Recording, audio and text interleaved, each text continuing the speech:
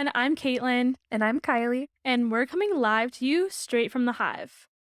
Today, what we're going to be talking about is the hiring process. But before we begin, how do you even go through the hiring process? Because for us, it was the first time we ever done something like this, so we had to completely figure it out from scratch. So, do you want to kick us off with what did our process look like? Sure. So I think to start, it's important to set the ground of why we were looking to hire someone and how this whole thing started. As you can see, there are two of us, and that number starts to feel really small as the number of clients slowly starts outgrowing you. This kind of happened at the same time as I came on full time, or honestly, a little before. I think I was still part time when we started hiring interns. Mhm. So there was definitely a need both for myself to start that process of quitting my full-time job as well as bring on extra hands because even working as much as we could, taking some weekend meetings or hours, like it was just all too much. And we decided to grow our team and start with interns. So the first thing we did was throw it out on social media. So we made a post on our Instagram saying we're hiring. If you're interested, please email your resume. And then something we touched on in our last episode was utilizing our networks as well. So we each posted about it. I think I had one or two people personally from my social media contact us, and then our business advisor kind of threw it out there. So it got extended, but it was still closer in our networks. Like when we were first talking about we were going to make a TikTok and just really throw the net out there. But then just to us, especially since it was our first time, Yeah. the first people coming on that weren't just us, we still wanted to at least have someone else to vouch for them before starting the interview process and not Yeah. have it be such a cold outreach. And we wanted to keep at least semi-warm, I would Yeah. say. Just At least have some indication that this person is what they say they Mhm. are. So, 'Cause I think we all know how easy it is to lie on a resume or interview. So having at least some background knowledge of these people, I think at least made me feel better when jumping into this. So we posted on social media, we cast out the net. You want to talk about the next stage of getting those resumes in? yeah, so we just established a process. And I think that's, you're probably all tired of hearing us say process, but it really streamlines every approach. So, when people started coming in, started showing interest, we just put them all into a spreadsheet. And then, really, we thought it was important for us to both meet the individual Mhm. so that it wasn't really because we were interviewing people we knew from back home, or people that we had gone to college with, or people, even just strangers as well. And so having two perspectives that weren't like, where at least one wasn't really biased by a pre knowledge we had of that person, we thought was really important too. So we went through we went through the interview process, and when we were interviewing these people, we felt it was important for it not to be this so like harsh interview, kind Mhm. of setting the precedence from the beginning that we're just getting to know you. We want to know what your skills are. It's okay if it's not pitch perfect. We were just really looking for individuals who had somewhat of an experience or could at least show that they had real interest in this as well. And then when it came to actually choosing who we wanted to move forward with, or who was on next round, where we would then select who we wanted to do, things we were considering were their willingness to join the team, or not a willingness, but their ability to fit in with our team, and how could we see team activities going? Would they be enjoyable to be around? Skills can be taught. It's great to have that foundation, but nothing is going to work if there's conflict or there's just tension around like the environment and stuff. So those were things that we were looking for specifically when it came to choosing down even farther how this person would mix in with our culture. Yeah, I think it's such a small business that was really important for us because at a larger company, you might have a coworker you don't like, but you get to only have one meeting with them a week. But there's only four of us. We see and hear a lot of each other. So that was crucial, I think, to be super transparent. Like we just call it like a vibe check as like an Yeah. initial screening. And I'll be honest, a majority of people passed that, but I think it was still like really important to clear out immediately the people who didn't. Because, like you said, we can teach you about digital marketing. We're still learning about digital marketing, but just if that vibe is off, just to talk slow, like it's not going to work. And we have to like working with each other just to keep that motivation going, or Right. what's the point? And then something funny that we did, so our thought behind it is that typically people do not read the email that we're sending to them fully. Sometimes people just skim for exactly what they need. And we wanted to put in, I don't know if this is toxic or if it's like taboo and people don't like it. We thought it was a good indication of, oh, this person really cares. We have to say they're reading the entire email that we're sending. So we threw in a little buzzword buzzword is definitely a pun. We threw in a little buzzword in there. And then in the interview, randomly we'll ask, oh, did you happen to see a random word pop up in the email?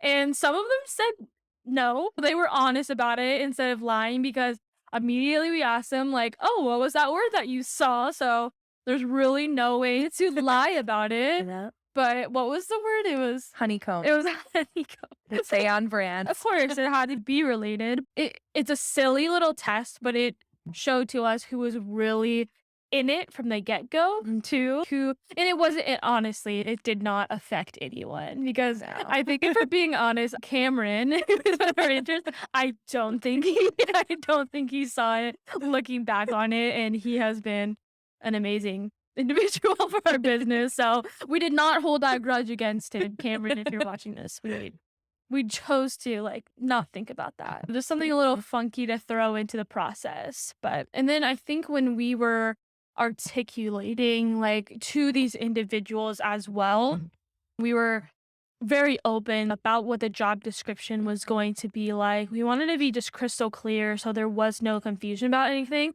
And something that was really important to us in this internship was the education portion. Yes. So it was a 12-hour-a-week internship with 2 of those hours being paid time to learn, to actively seek out what you're interested in, because that's what first of all, we think all internships should be paid. Yeah. There should never be any internship, and it should be paid like an actual okay wage, not some like super low, barely you have to work 4 other jobs to be a part of it. No, like this should be a good amount for someone who's trying to learn new skills. Really wanted to emphasize that 2 hours a week are for education, and a lot of people like that. And I think just from the get-go, putting in those types of incentives that we value as an asset to our business really helped weed out people who are really interested in that. Something people often say is you're interviewing the job just as much as they're interviewing you. So I think that was also our way of just establishing we're not just looking for, excuse my pun, but worker bees, just to throw the stuff we don't want to deal with that and never talk to them and just load them up with work. We wanted people to learn and grow from this and grow with us. So I think just laying that foundation was also letting them know that if you move forward in this process, you're in good hands. Obviously, it's our first time. I'm not saying we're perfect managers or anything, but our, intention is for this to be like a learning and empowering environment. And then when we were actually in the interview process itself, I think it's important for us to just talk about what we were looking for too in these individuals. We touched a little bit on it, but when you're hiring anyone and it's a new experience, you may not be so sure of exactly what that person is that you're looking for. And then as we were interviewing, we came to an elimination process because of certain factualities or like characteristics of these individuals and what experience they had.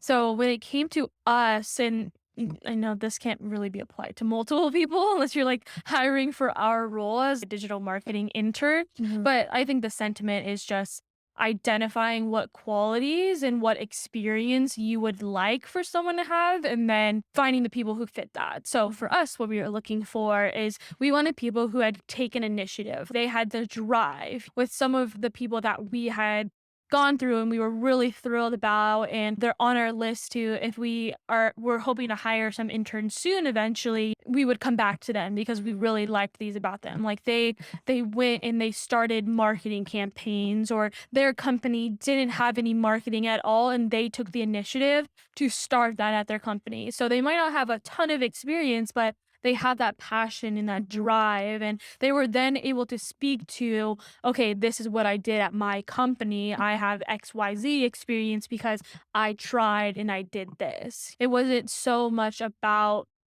okay, you have all this experience, you've done this for so many years. It was, no, you have a real interest in it and you've shown and you've proven that this is something that you can do and you're willing to bring those skills to our team and help us grow and work with our clients on that too. Mhm. The last thing I would add is that we were a very small business. So honestly, them joining us instead of other companies was really taking a risk, and they had to see the potential in that. And a lot of them knew that we were a small business and this is the direction. And we could tell that they wanted to be a part of something bigger. They wanted to grow with us. And we were very clear that you're starting as an intern, but who knows what could happen? You can make your way up and be a director at our company. If we, universe willing, were able to make it all the way up like that, they could really have a whole journey here. And so we tried to look for people who saw that longer term vision as well and wanted to be a part of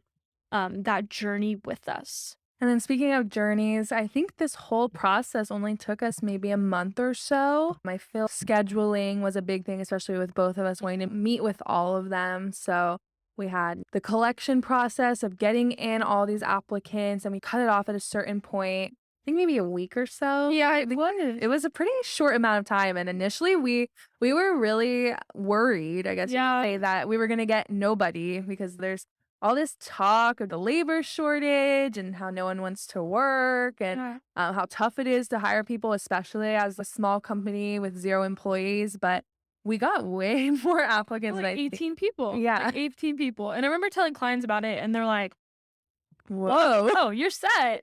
We're like, "Okay, cool. We are?" We don't know. Yeah, we like we said, this is our first time. We had no expectations of how this process was gonna go, and I think we ended up with the reverse problem of finding it so hard to choose versus our initial thought was like, we're just gonna have to take what we get if no one applies. Yeah. And so we got all those applicants, interviewed everyone, both of us. That was probably the most time consuming part with finding it and everyone's scheduled to meet with both of us. And then we internally had to I feel like we spent a while looking over that spreadsheet of just weeding it down. It was so hard to choose once it got to the end. And then we made those selections and sent out some fun congratulatory emails. Mhm. And then after we hired them, we had another first for us, which was onboarding. Mhm. And then that process so again, we built out a process to onboard. Process. We love Take a process. shot every time we say process. Might not be safe. We do not endorse this challenge. But yeah, then we onboarded them, and I feel again it took maybe another like 3 to 4 weeks for them to feel fully immersed, and we weren't holding their hands so tight. Still, obviously, helping them with any questions or anything that came up, letting them fly within their responsibilities and take that jump of doing things without us completely watching. The number of meetings got to decrease from meeting very frequently to teach them everything to more of weekly check-ins. The first thing we did was set up meetings to deep dive again into our processes and our clients. So we went client by client down the line, almost like a mini crash course into them and their industry, what the account involves, background on them that they need to know, like things we've picked up about the industry or that company and their employees as we've worked with them, any little things that only we would know, like small quirks about them. And then we also looked into all of the platforms we use. We picked apart every core channel that we do, from content creation to paid ads. We went back and forth, just teaching them everything they need to know about day to day, week to week, month to month, how to use these skills. And then we wanted to make sure that they started off on a really strong foundation too. One, foundationally as a company. This onboarding took a whole week. Because they're part-time too. So they weren't full-time interns or anything like that. It really was worked as they needed to. We, from the beginning, kind of established hours that they most likely would be working in, just so that we can expect, like, when can we ask them to do things, or when can we plan deadlines around when they're going to be working and what works for each of our clients. And so we the first week we did it around because our interns had other internships or Mhm. they had other roles that they were pursuing and trying out as they're trying to figure out what works best for them. So we did everything that Kylie had mentioned. And then in between the onboarding week on Wednesday, we had a lunch together. It was fun. We sent DoorDash certificates to everyone. We all enjoyed what we wanted to enjoy. And then we did icebreakers, like pretty much we did icebreakers and then we did those jukebox games. Oh, yeah, Jackbox. A Jackbox. So that was really fun and just a way for us to laugh. I think Yeah. that people forget the value of just laughing with someone, and Mhm. we try to I have a secret mission to, like, crack a joke at every even if they're not funny, but just, like, making sure that we're having a good time and it's not 100% serious all the time because it is like that with our clients a lot, and Mhm. but we can still have a good time with them, smiling and laughing. So, we started off with that, and then the next day, we had gone through pretty much everything that we wanted through before, like, splitting off, like, this is we hired 2 interns at once, so Mhm. I don't know if we said that. So 2 interns at once, so 1 intern had all these clients, and then another intern had all these clients. So we could split them off so we could dive even deeper to each of them. Mhm. So what we wanted to do on that Thursday is we wanted to allow them to spend the rest of their time or 2 full hours really on just education. Mhm. So these are the responsibilities you're going to have. We expect this from you. We went over all of that, and then based on what we had talked about, what exactly should they be pursuing more information about? What should they be getting ready on? And so they found that really valuable. They watched videos, they went on HubSpot and read articles. And I think that was really helpful because we can sit and teach them how to do it, or they could spend their time watching it and then have a little bit of background. So then when we're doing it live together, that is really helpful. Mhm. And I think this onboarding and full immersion took a month. Yeah, it did take a month, but I genuinely feel like it's still going on. There's still things that come up. It's constant. You can't have this mindset of, oh, your interns are going to be right there in it, like they're going to be like a regular employee. No, there's always things that are going to come up. There's new responsibilities that are going to come up as well. You can't turn off that switch of educator, right? Like you can't say, "Oh, I'm no longer their manager and mentor, like I'm just their manager." No, you need to be constantly learning. And I think the one thing that I did with our interns that really helped them learn more is that with paid ads specifically, I had them do it on their screen with me coaching them over Zoom. So then they can get those muscle memories of, okay, this is where this goes, this is where this goes. And doing that in a couple of other instances too, in other platforms, so that they can really build those skills. And so that was all. That wasn't in that onboarding official process, but it was just a constant cycle of learning so that eventually, because the ultimate goal with internships is building trust. Mm. I feel like at the very core of it is building trust so then they can go off and they can do it by themselves and it's really just us approving. So giving them those skills at the very beginning and working on them throughout and working really hard in the beginning so then Mhm. later on it's not as like strenuous. And so it's not as strenuous. You're not constantly having to repeat the same thing. That was really beneficial, and I would definitely like to repeat that as we get more interns. Mhm. And I think another good thing we did, so as you mentioned, we had them go off on their own and do that education. So we built out a sheet based on their Mhm. clients of videos they should watch and different articles they should read. But then we also built out a spreadsheet of basically just every area of digital marketing that we cover. And we also asked them, like, what do you want to learn more about? Are you really interested in the analytics side? Or do you like writing and writing copy and emails? And so we just made this like master sheet of all the different like niches of digital marketing and then like resources within those. So they didn't have to waste their time going around Google. We spent some time just gathering reputable sources, like a lot of HubSpot, as we've mentioned before, and different places just to gather it all. So when they found themselves with some extra time every week, they can just click on there and see, what do I need to dive deeper into? And it was just ready for them to keep exploring. I actually sent that sheet to someone who was like Oh, from someone from our college who was like, "I just really would like to build my skills on this." And I was like, "Girl, do I have the sheet for you?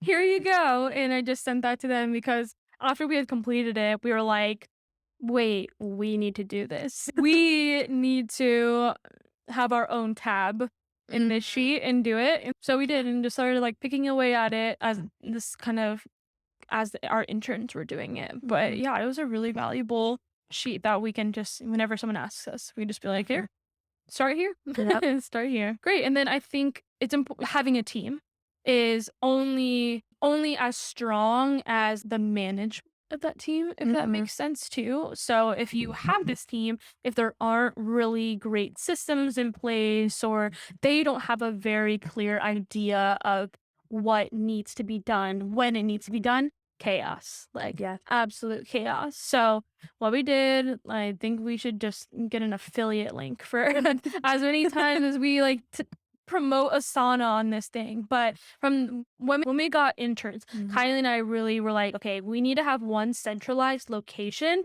for our interns to know exactly what needs to happen for their clients. So what we did is we did a deep dive on all of our clients and we said, okay, these are all the responsibilities we want our interns to take on. This is what we need to work with them on. And we had one, what we call source of truth. Everything is here. And obviously, like things came up. We had roadblocks because we also have asanas for our clients, like external approvals too. So we learned maybe it's more beneficial to have all the tasks in there. And then it's like all of our internal tasks are in ours. So it was a lot of workshopping what worked best and such. And I think right now we're in a really great place where the process where even Cameron isn't an intern anymore. Right. Cameron actually joined us full time. I don't know if we said that. So Cameron has joined us full time. He has moved up. And so what he has done now is he has actually taken what we started from the very beginning and because he has more responsibilities, he knows exactly what goes on.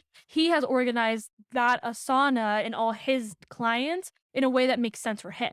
I think another thing with just managing people, and I would love to hear what some of the things that you learned too, but is that everyone has different styles that they prefer to be managed in, Yeah. different ways to note take as well, different ways that they soak up knowledge. Like some people might need a few reminders first, or some people might need to test a few or hear some advice on how to take notes and such, and then putting it into a song and just making that a responsibility. Mm. Yeah, I think a big takeaway for me is just staying flexible.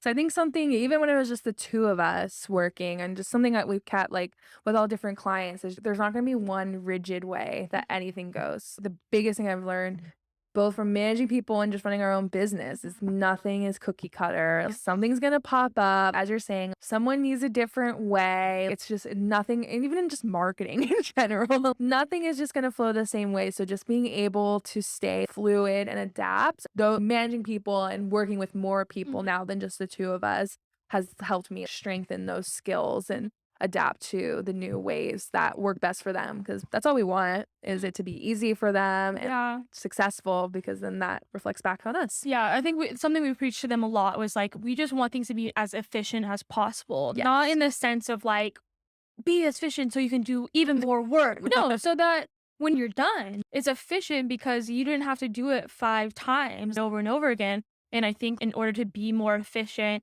having those systems in place have helped that, but then Mhm. also using specific softwares and tools. We've talked about Hootsuite before and like scheduling. That has helped, of course, so that it's not all manual or just using the graphic design software, Zoom, all these different platforms that we use have just in investing into ourselves have made our efficiency as a company so much better, Mhm. especially having a team now. And then I think something else that when it came to hiring too that we didn't originally consider was the actual hiring process of outsourced vendors too, Mhm. Mhm. not just employees. But if we're going to talk about hiring in general for our company, I think it's really important that we talk about how to actually hire just one-off individuals too. Mhm. Yeah, personally, I feel like hiring vendors versus our interns and employees has been a lot more trial and error based because obviously we're not going to do that with interns and just hire and fire, pump and dump. That's not something we're trying to do as a company. But No. when it's a lot more one off like vendors, it's very clear like we're not going to hire this person again. We gain nothing. Something we have had to outsource frequently is help with Facebook ads and different paid ads, especially very specific instances that gets much more granular in setting up a Facebook ad. Obviously, we can do that, but paid ads has been something we've hired a few people for. And it's very clear getting on that call that this isn't going to be helpful. Like this person is saying Yeah. things I know. And then on the opposite of that, when we did find someone who was valuable to us, it was also an instant click. Yeah. Okay, this person, this is exactly what we've been looking for. So I feel like it was a lot more subjective with hiring the interns, and we had to really consider that long term team and culture mentality. But when we're just hiring someone for their services and their assistance with us, it's a lot more cut and dry. And it was a it's a longer process in terms of finding the right one, but it's much quicker in terms of is this person going to work out or Yeah. not compared to the intern interviews, for example. And I think there's a certain maybe responsibility when you hire an intern to Mhm. give them a chance. And because there's a lot of variables that go into it. Whereas a vendor and contractors, it's if it doesn't work, you have no personal relationship. You didn't go through this entire interview process with them. So it's much easier. And so talking just like a bit about in case people aren't really familiar with outsourcing vendors, some great platforms for that are Upwork and Fiverr. It's really cost effective too. Like you Yeah. can hire people from a very low price point, but the cheaper it is, it reflects the quality you're going to get. Not So always, but most of the most time. you'd be very because there's some people on there that to be like we try to get onto the platform. So I stand corrected. We try to get on the platform, and when you have to start at a really low price point to get that traction, there are a couple diamonds in the rough when it Mm, comes to that. but Hard very to find them. Hard to find time them. consuming. Time consuming, and most of the time it's not ideal or just very quick and rough. But Mhm. yeah, those are a couple of the platforms that you can use. And I think as a small business, the type of vendors and contractors that you hire definitely depends on the level that you're at and the price point that you can provide as well. Because Upwork and Fiverr are very user friendly and Yeah. easy to just go to. But if you're looking to hire and outsource people of a higher caliber or an agency like ourselves, that will be more of a investment. So just things to consider as you're starting out or if you know exactly what you want and what you want to get from it, you can go straight to that agency contractor level. Mhm. So now we're gonna hop into our Reddit on Reddit section. We've been talking this entire episode really about the hiring process, growing your team as well. Of course, we wanted to find a story that aligned with that. Kylie, would you like to take it away? Totally. So this post comes from r/entrepreneur. How did you go about hiring your first employee? Hoping to learn how others took the leap from solo business owner to having a team. I'm curious how you overcame the catch 22 of needing more people to grow, but not having enough money to pay two people's or multiple people's salaries. So, Caitlin, you want to kick us off? Yeah. So this is a great point that we didn't cover is that when we decided that we wanted to hire people, we were in a financial position to do. And we didn't cheat to hiring a full-time person. If we had the means to, we probably would have, but for us it made more sense to go the intern route to hire a couple of interns instead of one intern because we had that work, but we just did not have the means to do so. There's different levels. You don't have to completely jump in full time, but you can even go the subcontractor route on an hourly basis, hire someone who has that specialization that you're looking for, as opposed to an intern where they're with you for a certain amount of time, you're teaching them everything. There's different types of situations. But for us, what we decided to do was wait until we were fiscally responsible. We had been saving up every single month and we wanted to make sure that we were at a specific run rate. So this is really important if you want to start a business. Always make sure that you have a run rate. And what that is that say just all of our clients just say no more. We're done with you guys. You need to have money to pay Yeah. ourselves. Like we need money to live. And so we wanted to make sure that we had money in reserves should that happen, or if we should just lose two clients at one time and we're in the red for a little bit while we're trying to make up for those clients and find new clients to fill those spots. we wanted to make sure that we had the capabilities and means to still pay ourselves during that time. So we built up our run rate. We made sure that we had positive cash flow to be able to pay for our interns or our full-time person before making that commitment. So I think I would say, to summarize it all up, it needs to be a calculated risk. You need to have the momentum that you're getting more clients or you're getting more people are buying your stuff before making that full jump, because it absolutely will open up time for you to Yes. prioritize business stuff. But if you're hiring someone and you have no one coming to you, that just doesn't make sense. And I think to speak on that like catch-22 piece they threw in at the end, that's definitely something we've felt even just in this last few months of considering a full-time person and now bringing on Cameron. There was that like, do we have the money for it? A full-time salary is a lot different than a part-time intern. And we did wait, I think, a little longer than we would have originally wanted just to allow additional clients to come in and to project it out. Speaking all the points Caitlin just said, we use a financial model to track all of these things. It was super easy to build in Google Sheets. That's totally something we could build as a future resource to show you guys like specifically how we do it. And talk about in a future episode. Yeah, We'll definitely definitely. cover that. But yeah, we just cover like our profits, the client rate per month, and all of our expenses. We also take the extra step to budget out our savings, some miscellaneous money for spending for things like when we start a podcast and need to get new microphones a month after starting and little things that we can't plan for that come up. So that's also helpful and just it makes me at least feel secure. It's not just a question, okay, are we surviving losing a client, as you're saying? What's the impact of hiring this full-time person? And it's really simple just to take pulse checks weekly of where we're at as a business and looking ahead. How's the year going to round out? Just so much visibility into something that can be really scary, money and expenses. And I think that's a sacrifice you take as a business owner is ideally we would have had interns from the get-go, not having to put all the work on us, but we did have to wait and just put a little more work on our shoulders, as we said, late nights and weekends until we had the means to hire. And again, we were definitely doing more work before Cameron was able to come on full time, but we had to take that little pause to wait and really think through hiring someone full time in addition to having interns. So I think just as a business owner, there's sometimes sacrifices you have to make more than just being an employee somewhere. And sometimes it's not fun, but you get through it and then you eventually do get to hire and that catch-22 goes away and you have the money, you have the deal flow. And for us, at least, it's always worked out. So Yeah. just a comfort to take. Great. Now, transitioning to our next segment, we have some questions from the Hive. Kylie, kick us off. The question is, what did the first year look like for Honey and Hive in terms of growth?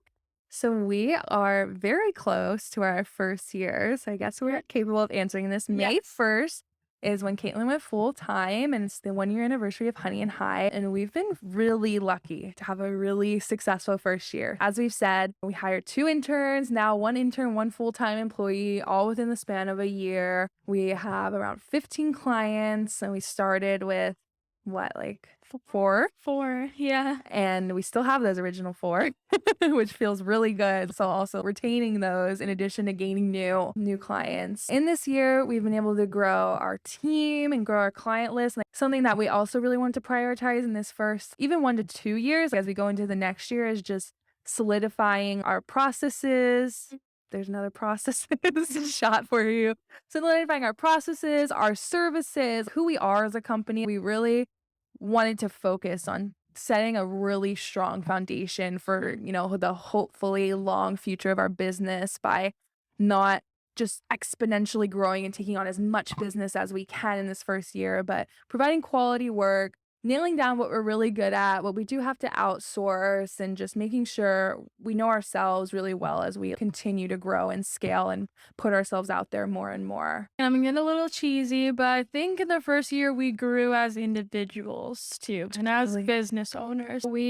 This is all new to us, and y'all listened to the first episode. We were freaking like thrown against a wall and like slowly falling down the wall into this. Just, oh my God, I can't believe this is happening. I bought a car a week before it happened, and I was like, I would not have bought that car. So it was stressful, to say the least. But we did it. Like, we did it with grace. There were tears, as you heard in the first episode.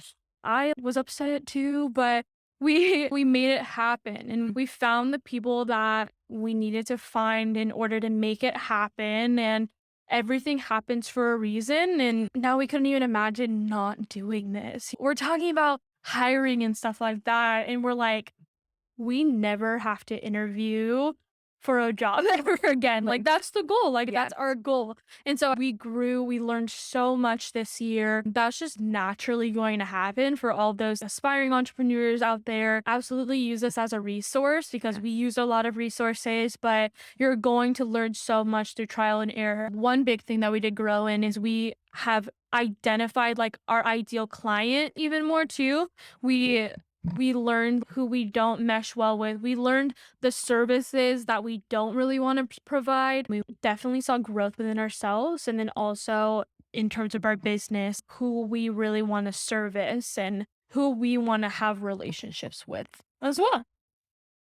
And I think I speak for both of us when we say we are more than excited to see where we are at this point next year because I'm sure we're going to learn so much more. I feel like every day we get new experiences that just help us grow ourselves and the company. Thank you all again for being a part of this journey with us, especially those that have been with us since the Hustlin' Honeys days, like Yep. true OGs. Yep. Thank you all for watching. And it's been a pleasure as always. We'll catch you next time when we go live straight from the hive. Bye.